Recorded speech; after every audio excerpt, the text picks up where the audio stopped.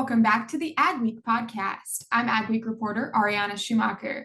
Today I spoke with the owners of Blacksheep Agonomy to learn about how they started their own agronomy business. So to start off, I'm just going to have you introduce yourselves and tell me a little bit about yourselves and your company. Well, I'm Tyce Meyer. I'm a sales agronomist here and owner at Blacksheep Agonomy. I guess this is our first year in business, so we still got a lot to learn, but we sell all types of seed, chemical, and fertilizer. Austin Rounds, part owner with Tyce Meyer here, and grew up in the Pierre area. Worked in egg retail for 5-6 years, and went off to a manufacturing company, big manufacturing company, for about 8 years, and worked on that part of the industry. And then always liked and enjoyed working with the growers and working more in the field. And that's kind of where our story kind of started a couple of years ago, or last year in particular, with Tyce, looking for myself to get back into egg retail as well. That's kind of how we joined up. But anyways, that's been in the Pierre area and stayed here, I guess, pretty much my whole life. So I started with Tyce and Austin when we were doing this at the dining room table in my house pretty much. And I worked ag retail probably for eight years prior, and worked for a farmer in high school, and I've lived in the Pierre Oneida area for the last 15 years. So tell me a little bit about what it was like to start your own agronomy business and what that entailed. We found out really quickly that it's harder than it looks. I guess as far as the business side of things, obviously no bank wants to work with you when you just come to them with a new idea and trying to start a business. So that was the biggest setback, was probably finding financing and getting everybody else to believe in the dream that we had, and try to convince them that we can compete with the big companies that have been here forever. So that was probably the biggest challenge. And then after that, just doing the same thing with our customers, getting them to realize that we can keep up with the demand they have and actually do what we say we're going to do. So yeah, Tyce and I got to meet Kroeber through Tyce, but just kind of going back, I'll just initially, our company's called Blacksheep Agonomy, and that actually has roots back into World War II. There was a squadron of F4U Corsairs under leadership of Pappy Boington, and they were a fighter squadron that they were getting beat up pretty bad in the Pacific, and they came out with this Corsair and Marine fighter squadron, and they pulled groups of guys, pilots from all different squadrons. That's why they called themselves the Black Sheep, because they kind of were a ragtag group of guys from all over, and they fought in the Guadalcanal. Going into this, it's just us three starting out, and we've been working together daily and fighting through everything that's been thrown at us. But the big thing that we had, I think, was our relationships with our growers. And I knew Tyce had really good relationships with his customers, and I had customers previously in retail that I wanted to get back to working with. And we had this dream to bring this together. And talking to Tyce a little bit a year ago, he wanted to get out and do his own thing. He was talking a little bit about doing a seed company, and I said, hey, I've got ideas. What do you think about this? And he kind of brainstormed in, and he goes, hey, I got a good friend that would work out really well in this area, and this is what he can do. And then that's where Tyler came into the conversation. And so it just kind of all snowballed from there. And we're like, man, we really think we can make this work. And we all believed in each other, and it's been working out really well so far for our first year. But as Tyce said, the big thing is just getting somebody else to believe in your dream, and getting a bank to work with you has probably been the biggest thing. Yeah.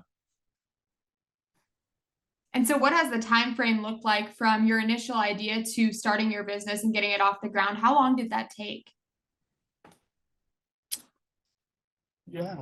Oh, not too, it went faster than we thought, actually, but slower at the same time. So we kind of started last fall, I'd say, that October timeline, and then we kind of took a plunge and got our contractors lined up, and they worked with us through the winter, and we had a lot of tough days getting guys to, talking guys into trying to pour concrete when it's below zero, and talking contractors into building walls when the snow's blowing and we're getting blizzards. We actually had a really tough winter this year, so we were building in the snow, and Tough spring, more like that. and tough spring also. And it's been slow, but it's amazing how it came together. Yeah, I mean, we've got a 80 by 120 foot storage facility just south of Agar, South Dakota, a mile.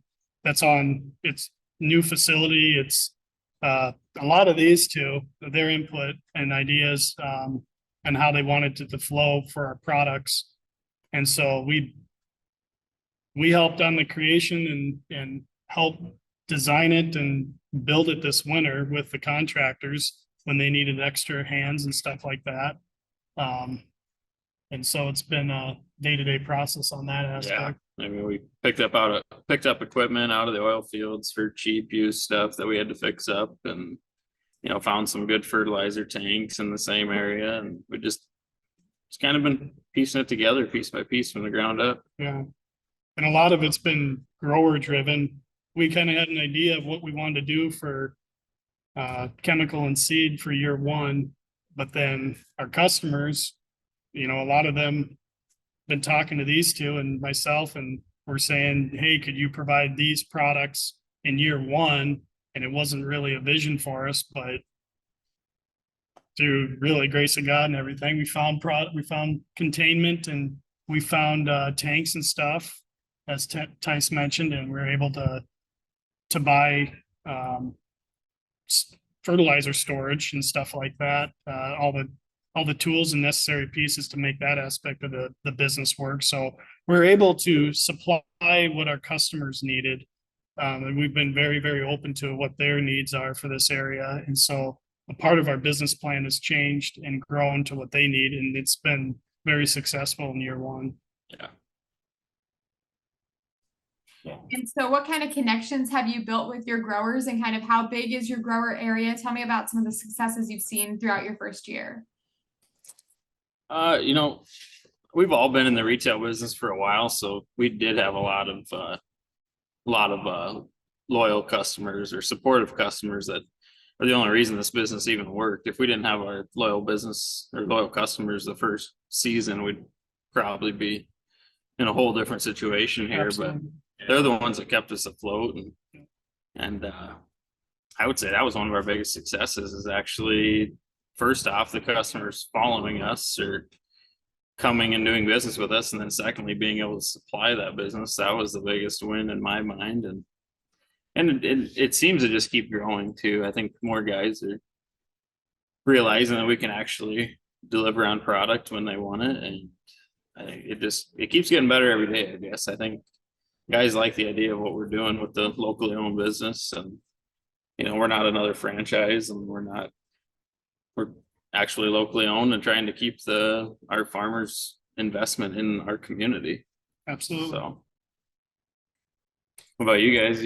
Any successes? No, I think that's the big thing, is it's so much of this is the growers the growers year one is the support. We couldn't have done this without them to make this cash flow, and their support is everything. It's again, going back to what Tyce said, they like to see what we're doing. They're taking we're listening to their input. I think that's probably the biggest crucial piece is, hey, what do you guys need to make your farm a success? Okay, we'll implement that with our business so we can cater to you guys. And it's shown so far in year one. So. And what have been some of the surprises that maybe you found out through starting your business, or some of the things that you weren't quite prepared for when you launched this business? The weather's been one. Yeah. everything takes a little bit slower than what you have in your mindset. And even we've worked with some great contractors, but even the weather and then different things that they're not expecting has delayed the process as far as getting off the ground. But we worked through it and made things, just been flexible and adjusting to whatever we need to do. But that's probably the biggest thing I noticed was just, Yeah, the weather was yeah, main one. Trying to build a building, everything's just new construction is just a surprise in itself, and then just the sheer quantity of some of these products that our farmers use, as far as especially liquid fertilizer. I think that's just it's surprising the amount of liquid fertilizer that goes out, and by the grace of God, we were actually able to, do that or take care of our customers' needs. So we were fortunate, really fortunate. yeah, a lot of things. It's interesting. We didn't envision to run a liquid fertilizer facility in year one, and that all kind of came together again by customer demand and just because we found we found trucks and equipment that worked out to work perfectly for us, and all that came together at the right time. So, you could say it's luck, but I think there's something more to it than luck. And it all came together. And so there was a lot of things that surprised us for me personally, that was like, man, Tyce calls me up, say, hey, I found this piece of equipment. What do you think? I'm like, man, that would work out perfect for us. Get it, and stuff like that, we were able to buy things that worked out to aid in the success of our business in year one that I wasn't planning on. But again, I think good Lord was looking out for us because everything came together on that. Yeah. So. And what's your biggest piece of advice for someone looking to start off in the agricultural space who might not have a business, might not even have a solid ag background, but is looking to start their own business in the ag space? Work hard. Yeah. Plan for the worst would be my advice. Plan for the worst situation, and then if you can get through your worst expectations, then you'll probably be okay if you can make things work out off that. Yeah, I think all the generic answers apply. I think you got to work hard and just never give up, but also I never take no for an answer. I guess we've been, even just the few months that we've been starting this business, the amount of pushback we've had from, I'd say, corporate America. I guess if somebody tells you can't sell this seed or this chemical, just don't take no for an answer and find a different route and make it happen. And I think you'll find out that shortly they're going to be wanting to work with you anyway. So, yeah, I've given a very simple answer to a lot of guys. They're asking, why are you doing this? And I've kind of explained it to these guys too. And I think if you have, God, family, country in mind, everything will fall in place. And that's kind of the mentality that I've kind of had with this. And we've kind of taken the approach of, making sure our families are in order, God's in order, and then, our community and our country's in order. And things are busy. We're young guys. Tyce and I have a family that we got young kids, and it's like, hey, these guys that's the big thing too. Being small business, I got to run to doctor's appointments, or Tyce has to run to a doctor's appointment or something. We backfill and make sure that each one of us is covering for the other. And it's been working out really well, where sometimes you don't have that flexibility in other businesses or in a major corporation where, no might be the only answer. And it's like, well, my family comes first, yep. and that mentality, I think, is so crucial to have to be successful. Yeah, I agree. And what's been the best part of starting your own business? I get that. Oh, that's a tough one. I mean, there's always a sense of pride to it, just, having something that's your own and working for yourself and, basically living the American dream. And I'd say when people tell you that it won't work and then it does work out, and Yeah, And you just kind of say, hey, we did this and show them up or prove them wrong. yeah, that's the best, is showing people that we can do what you said that we couldn't do.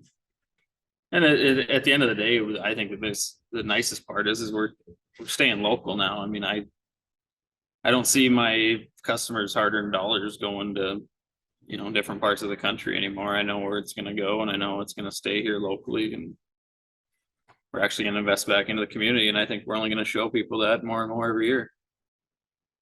So, And so what's the future for Black Sheep Agronomy look like? What are your future plans for the next 5-10 years?